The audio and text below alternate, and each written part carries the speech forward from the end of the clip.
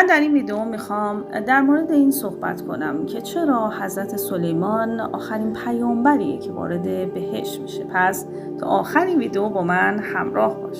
به نام خدا. دوستان عزیزم سلام.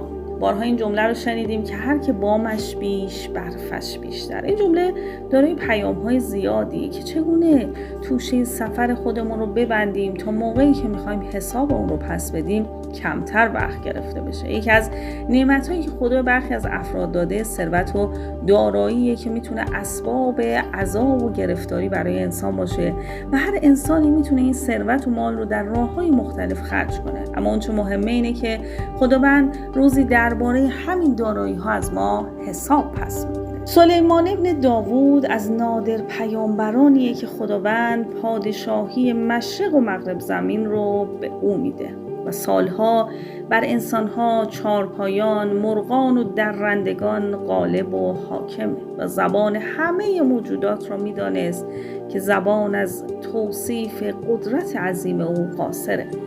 درباره ثروت ایشان آوردند که فرشی داشت که جنیان آن را از حریر و طلا بافته بودند و هر زمان که میخواست به جایی برود روی آن فرش مینشست و هر جا با هر سرعتی که میخواست آن فرش او را به مقصد میرساند. آنقدر قدرت داشت که حتی باد نیز تحت اختیار او بود و با باد سخن میگفت.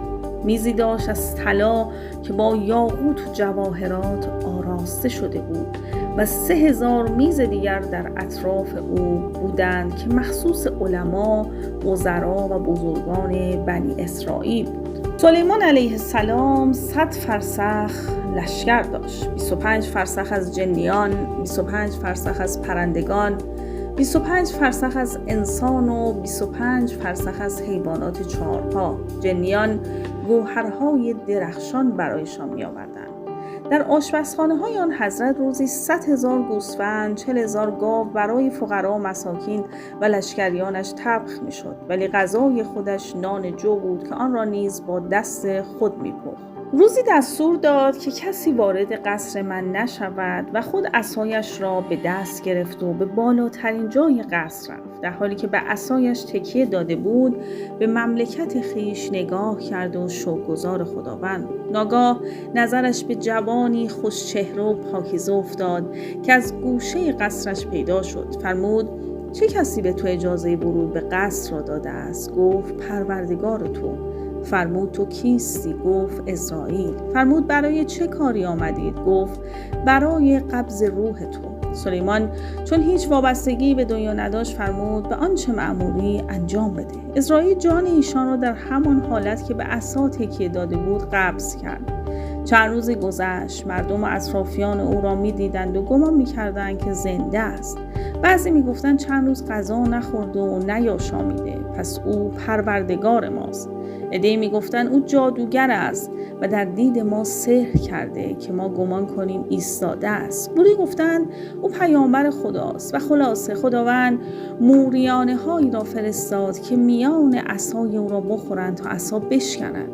وقتی عصا شکست او به زمین افتاد به داخل قصر رفتند و متوجه شدند که چند روزی است از دنیا رحلت کرده است. نکته مهم داستان اینه که سلیمان با این همه ثروت فریب دنیا رو نخورد و دنیا رو در مسیر آخرت خرج کرد. اما با این حال آخرین پیامبریه که در فردای قیامت به بهشت میره، زیرا خاصیت دنیا در اینه که در حرام آن عقاب و در حلال اون حسابه.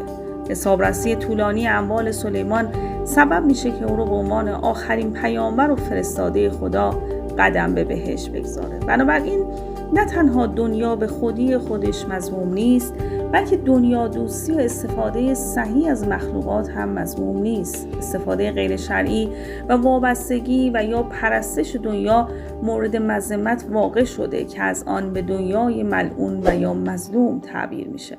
اگه از این ویدیو خوشت اومد کانال من رو سابسکرایب کن، لایک و کامنت فراموش نشه. ممنون از همراهی شما.